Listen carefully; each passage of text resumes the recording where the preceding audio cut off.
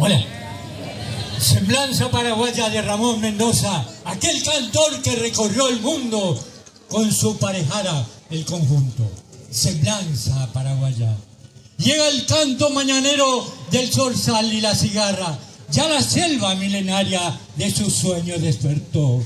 Y tocando el horizonte con su grito en la garganta, va llenando el patio suelo de semilla labrador. En la choza blanquecina, con horcones de madera, con su techo de palmeras, Yajapé y Huemepí, una madre con su niño, flor rubí de la pradera, idealiza una quimera, hilvanando ñandutí. Es la madre, novia, esposa, es la hermana del labriego que a través de los esteros de la selva y pirizal brindar siempre su fuer noble corazón hospitalero a la causa de su patria, de su amor y de su pan.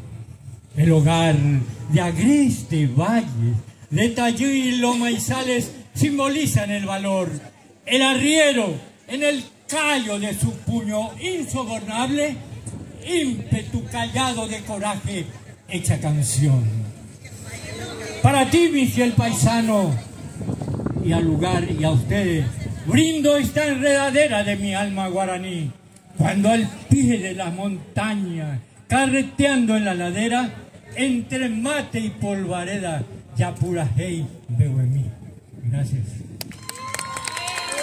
Ayer estoy por ahí, tengo caraí, o muajea, ñande, peñi, ecuá. O bueno, jefe, ya cago tú, y ahí con ambas, ne por ahí, tengo otra mi tía, ñande, gobe.